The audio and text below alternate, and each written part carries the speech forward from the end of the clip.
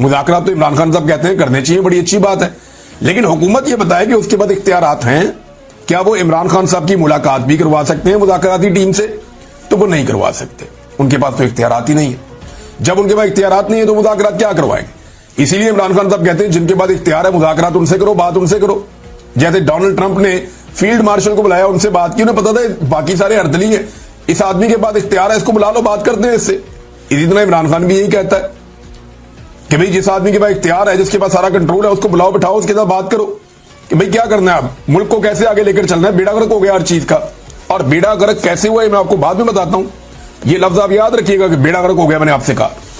आगे आप ये देखें कि तहरीक इंसाफ तहरीक चलाने के लिए जो आपको ग्राउंड पे चीजें चाहिए होती हैं वो सारी मुकम्मल है। इस वक्त बदतरीन महंगाई है, खौफनाक बजट हुकूमत ने पेश किया है IMF का दिया हुआ, जिसने लोगों की कमर तोड़ दी है।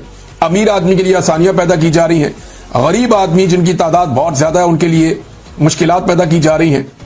पाकिस्तान तकरीबन आधे पाकिस्तानी इस वक्त गुर्बत की लकीर से नीचे चले गए हैं। किसान मुकम्मल तौर पर तबाह हो चुका है। बेरोजगारी अपने उरूज पे है, 6% वाली बेरोजगारी 22% पे पहुंच गई है। मईशत तबाही के दहाने पर खड़ी है, बल्कि तबाह हो चुकी है। बैड गवर्नेंस पाकिस्तान में अपनी जगह पे है। हुकूमत की मकबूलियत इतनी जमीन बोस हो गई है कि अब ये लैट्रिनों के ऊपर और हर चीज के ऊपर अपना नाम लिखवाते हैं, अपनी शक्ल छपवाते हैं। अपोजिशन जो है वो इस वक्त मकबूल है। इमरान खान साहब की मकबूलियत का तोती बोलता है। ये फौज ने सर्वे करवाया अली अमीन के मुताबिक, उसमें इमरान खान साहब की मकबूलियत 88% आई है। अब बस एक मोमेंटम बनाने की जरूरत है। ये सारे लोग छिड़े हुए हैं, बहुत परेशान हैं, बहुत इस हुकूमत से खाइफ हैं। इन लोगों के अंदर एक मोमेंटम बनाने की जरूरत है तहरीक का, और फिर ये तहरीक खड़ी हो जाएगी। और इस दफा तहरीक ऐसी नहीं है कि सबने जाना है इस्लामाबाद की तरफ। आप सारे इस्लामाबाद की तरफ जाते हैं, रस्ते में 50,000 पुलिस वाले इस्तेमाल होते हैं तो वो रोक लेते हैं। अब अपने अपने शहरों में, अपने अपने इलाकों में, अपनी अपनी जगहों पे अगर मुल्क को बंद किया जाएगा तो बड़ी मुसीबत बन जाएगी इस हुकूमत के लिए। इमरान खान साहब को तो बहुत दफा ऑप्शन दिए गए, यानी अब उन्हें क्या ऑप्शन दिया जाएगा? आमिर डोगर साहब ने जो इंकशाफ किया, जरा वो ये देखें आप। आमिर डोगर साहब हैं, ये हामिद मीर साहब के प्रोग्राम में इंकशाफ कर रहे थे कि इमरान खान को जिस दिन गिरफ्तार किया गया उससे एक दिन पहले इमरान खान के पास कुछ लोग भेजे गए थे कि आपको सुबह गिरफ्तार कर दिया जाएगा, अगर आप मुल्क से जाना चाहते हैं तो लाहौर एयरपोर्ट पर जहाज खड़ा है, आप दुनिया में जहां जाना चाहते हैं जा सकते हैं।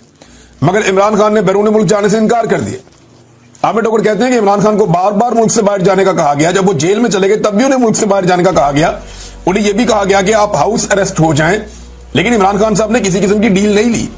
उन्हें 8 फरवरी के इलेक्शन से पहले और 8 फरवरी के इलेक्शन के बाद भी बार बार डील देने की कोशिश की गई, लेकिन उन्होंने डील नहीं ली।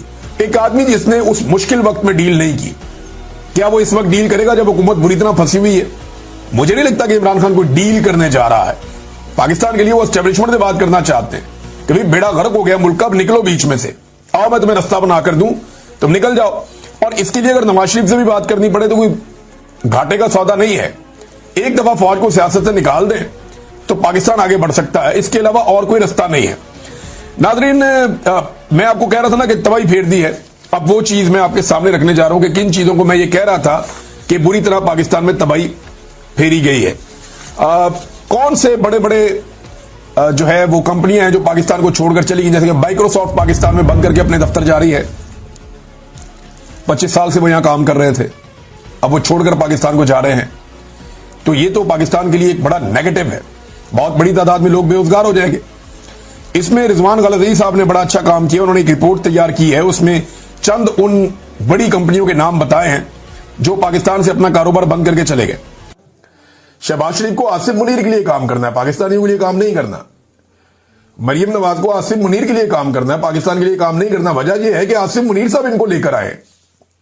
अगर ये अवाम के वोटों से आए होते तो ये अवाम के लिए काम कर रहे होते, लेकिन जो इनको लेकर आया ये उसी को डिलीवर करके देंगे ना, उसी के लिए काम करेंगे। और ये उसको भी मायूस कर रहे हैं जिस लेवल का इन्होंने काम किया। नाज़रीन, इमरान खान साहब से मुलाकात हो गई सुबह सुबह गंडापुर की। अब आपको भी झटका लगा होगा, मैं भी हैरान हो गया कि ये गंडापुर कैसे पहुंच गया 7:30 बजे। सुबह सुबह जेल का दरवाजा खोला, गंडापुर अंदर। अब ये वही गंडापुर है जो बड़े लंबे अरसे से ये कह रहा था कि मेरी इमरान खान से मुलाकात नहीं होने दी जा रही, मेरी इमरान। मैं कहता था कि ये कैसे पॉसिबल है, ये जब चाहेगा जाके इमरान खान को मिल लेगा। तो अब गंडापुर साहब की मुलाकात हो गई इमरान खान साहब से अर्ली इन द मॉर्निंग, और वहां पे गंडापुर साहब मुलाकात करके निकल गए, अभी उन्होंने खुद से कुछ भी नहीं बताया कि क्या हुआ। लेकिन कुछ लोग ये दावा कर रहे हैं कि गंडापुर साहब की अच्छी खासी क्लास हो गई है। ज़हीम लगारी साहब हैं एक जर्नलिस्ट, और ज़हीम लगारी साहब का जो दावा है मैं आपको पढ़ के सुना देता हूं। वो कहते हैं जी मैं तो अपनी खबर पे अभी भी कायम हूं और खड़ा हूं अपनी खबर पे, मैं पीछे नहीं हटता। वो कहते हैं इमरान खान साहब ने गंडापुर पर बरस पड़े, वजीर आला खैबर पख्तूनख्वा ने सर झुकाकर खामोशी इख्तियार किए रखी। मामला जो गले पड़ गया ना गंडापुर के, वो पाकिस्तान तहरीक इंसाफ के कारकुनों की जो उन्होंने तजलील और तजहीक की है ना, वो गले पड़ गया। और इमरान खान साहब को यह मालूमात भी पहुंचा दी गई है कि कारकुनों ने जलसे में गद्दार गद्दार के नारे भी लगाए और जूते भी उठा के दिखाएं। अब यह बड़ी नामुनासिब और मायूब बात है, लेकिन यह हुआ है ना, फैक्ट है, आप इससे भाग तो नहीं सकते। जैसे नवाज शरीफ साहब को जूता लग गया था, फैक्चुअल था, टीवी पे दिखाया भी गया, जैसे ख्वाजा आसिफ के साथ हुआ। अब देखें ना, पाकिस्तानी टीवी चैनल्स को आप देखें कि सारे मामले उठा रहे, ये मामला नहीं उठा रहे। इससे आपको अंदाजा हो जाएगा कि एस्टेब्लिशमेंट को गंडापुर पसंद है या नहीं। क्योंकि अगर जूते दिखाए होते कारकुनों ने अलीमा खान को, तो पूरे पाकिस्तान का मीडिया सुबह से शाम तक एक ही खबर चलाता और यही चलाता। वो अंडे वाली खबर याद है आपको, बहुत दबा के बड़े खुश हुए। लेकिन गंडापुर के मामले में पाकिस्तान का मीडिया ये कैसे पी गया, ये सोचा आपने कभी? क्योंकि एस्टेब्लिशमेंट को जो चीज फेवर करती हो ना, वो उस चीज पे पॉलिसी अलग रखते हैं, जो ना करती हो उस पे पॉलिसी अलग रखते हैं। तो यहां से आपको अलीमा खानम को, और मैं इनको लड़ा नहीं रहा आपस में, लेकिन आपको बता रहा हूं कॉमन सेंस की बात है, मैंने आपके सामने रख दी है, बाकी आप जो भी सोचें। अब नाजरीन, यही बात जब पूछी गई बैरिस्टर गौर से कि जनाब ये जूते शूते वाला मामला क्या है, तो उन्होंने कहा कि वर्कर मुश्तइल भी हो जाते हैं, गुस्सा भी कर जाते हैं। हमारी जमात में जमहूरियत है और यही जमहूरियत का हुस्न है कि लोग अपनी राय का इजहार करते हैं। बाकी जमातों में वाकई ऐसे नहीं होता। पाकिस्तान तहरीक इंसाफ का वर्कर जो है वो लीडर पे भी चढ़ के रहता है। इमरान खान साहब भी गलत फैसला करें तो सामने आगे खड़ा हो जाता है।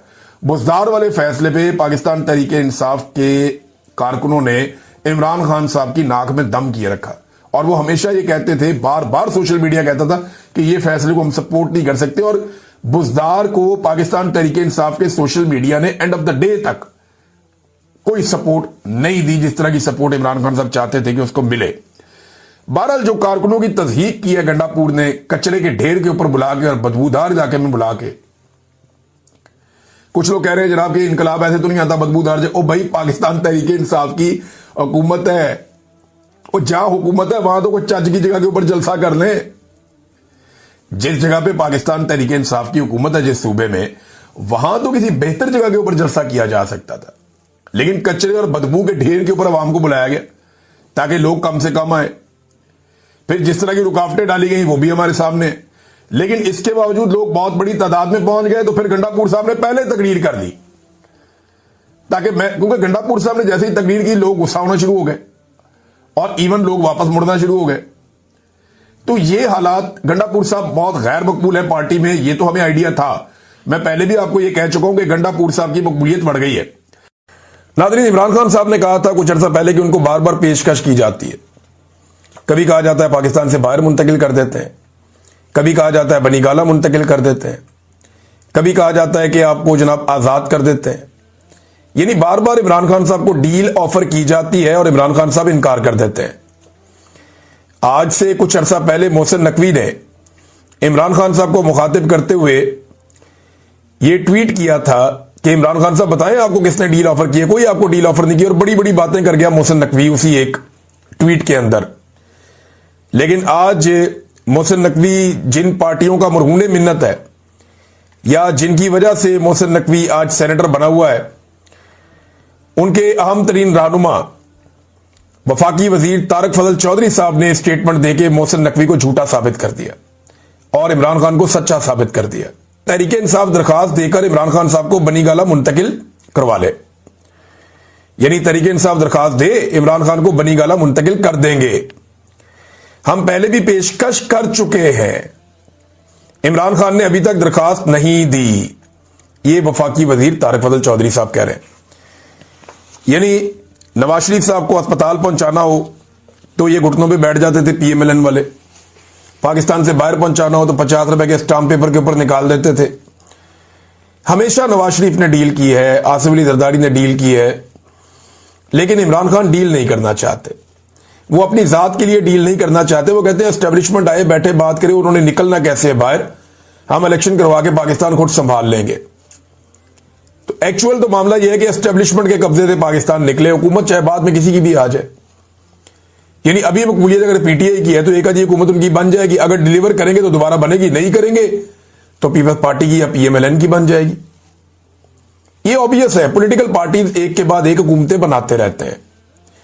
प्रॉब्लम यह है कि एस्टेब्लिशमेंट का कोई सियासत में किरदार नहीं होना चाहिए, लेकिन बदकिस्मती से वो सियासत में किरदार अदा करते हैं।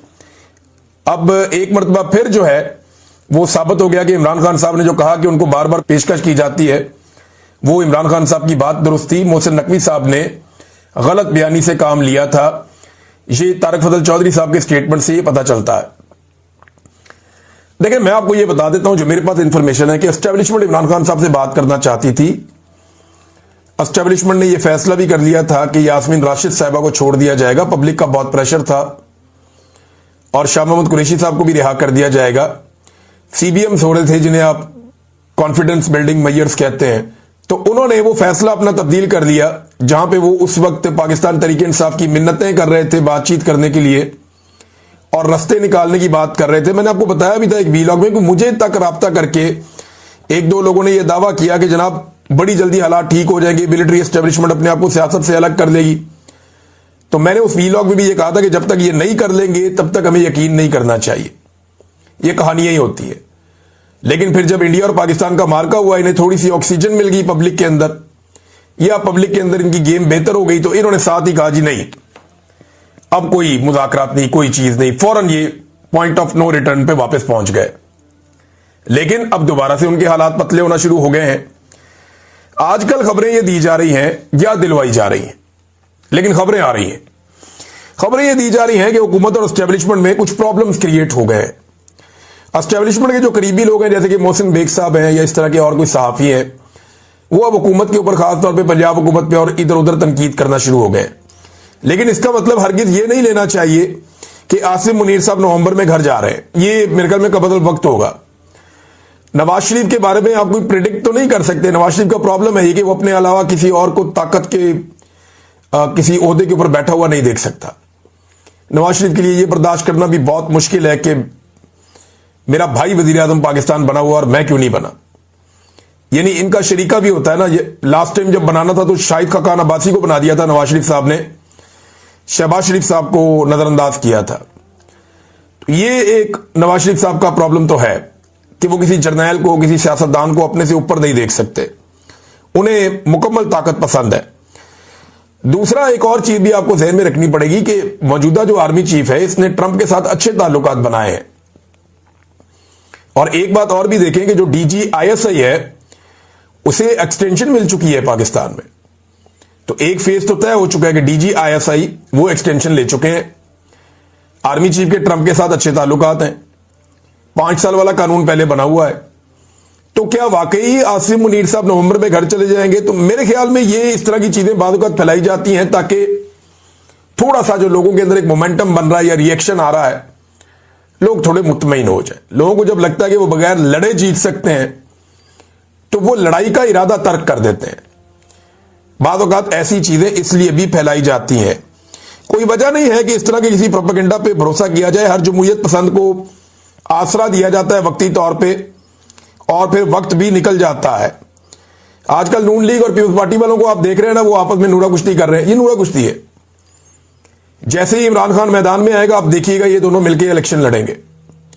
जैसे ही इमरान खान मैदान में आएगा आप देखिएगा ये इकट्ठे हो जाएंगे और ये इमरान खान के दुश्मन बन जाएंगे और ये एक साथ मिलकर इमरान खान को मारेंगे। ये नूरा कुश्ती इसलिए कर रहे हैं कि अपने अपने हलकों में अपने अपने लोगों को थोड़ा सा एक्टिवेट करें, क्योंकि इनके कारकुन की अब ये कैपेसिटी रही नहीं कि वो पाकिस्तान तहरीक इंसाफ का मुकाबला करे या उनके बयानिए का मुकाबला करे, लेकिन एक दूसरे के बयानिए का मुकाबला ये कर सकते हैं। तो इसलिए कारकुन को मुतहर्रिक करने का इन्होंने एक नया तरीका निकाला है, उस पर आजकल काम कर रहे हैं। राणा सनाउल्लाह का एक बयान आया, उसको आप नजरअंदाज नहीं कर सकते इस मौके पर, क्योंकि थोड़ा अजीब बयान है। उन्होंने कहा जी फील्ड मार्शल आसिम मुनीर के होते हुए सियासतदानों ने अगर मौका गवा दिया और मसाइल हल ना किए तो शायद कल कोई ऐसा आ जाए जो उनको मौका ही ना दे। मेरी बात याद रखें, ये राणा सनाउल्लाह साहब ने बात की, इसके 3 पहलू हैं। नंबर 1 तो ये है कि फील्ड मार्शल के जाने के बाद, यानी इनके होते हुए सियासतदानों ने मौका गवा दिया और कोई नया आ गया। इसका मतलब यह है कि राणा सनाउल्लाह साहब एक इशारा दे रहे हैं या फूड फॉर थॉट दे रहे हैं, जैसे कि मैंने पीछे आपको बताया भी। हो सकता है वो सोचने के लिए लोगों को एक मुहैया कर रहे हैं कि जनाब ये इस तरह सोचो कि फील्ड मार्शल जा भी सकता है। अब फील्ड मार्शल बनने का फायदा क्या, जब जाना ही था तो जाने वाले का इरादा तो किसी का नहीं। इस कुर्सी पे जो आता है वो जाता नहीं है, उसे भेजना पड़ता है। आज तक आर्मी चीफ की कुर्सी पे जो भी आया वो गया नहीं, उसे भेजा गया। आसिम मुनीर साहब भी जाने के नहीं है, उनको भेजना पड़ेगा। जनरल बाजवा जिस वक्त अपनी स्टिक हवाले कर रहे थे आसिम मुनीर साहब की, तो उनकी बॉडी लैंग्वेज आपको याद है, एक मुर्दा बॉडी लैंग्वेज थी उनकी, जैसे कोई धक्के दे के चला रहा है। तो जाते हुए कोई भी खुश नहीं होता, सब नाराज होते हैं, सब परेशान होते हैं। तो आसिम मुनीर साहब ने भी जाना थोड़ी है, इनको भेजना पड़ेगा। जो भी आर्मी चीफ होता है वो ऐसे ही होता है। अब वो ये इशारा दे रहे हैं कि शायद ये चले जाएं और कोई और आ जाए, लेकिन साथ ही वो ये कह रहे हैं कि सियासतदानों को मिलकर बैठकर बात करनी चाहिए। देखें, जब भी कभी गर्मियां आती हैं ना, तो हुकूमत मुकर जाती है पाकिस्तान में, जी हमने कोई मुज़ाकरात नहीं करने, क्योंकि गर्मियों में तहरीकें ही नहीं चलती। आप देखें कि अप्रैल, मई, जून, जुलाई, अगस्त, सितंबर तक हुकूमतें घास ही नहीं डालती हैं अपोजिशन को। ये 6 महीने वो कहते हैं जी भाड़ में जाओ, कोई बात नहीं करनी, मुज़ाकरात नहीं करने। लेकिन जैसे ही अक्टूबर का महीना चढ़ता है, हुकूमतों को मुज़ाकरात याद आ जाते हैं। उन्हें पता है अब ये तहरीक का मौसम है।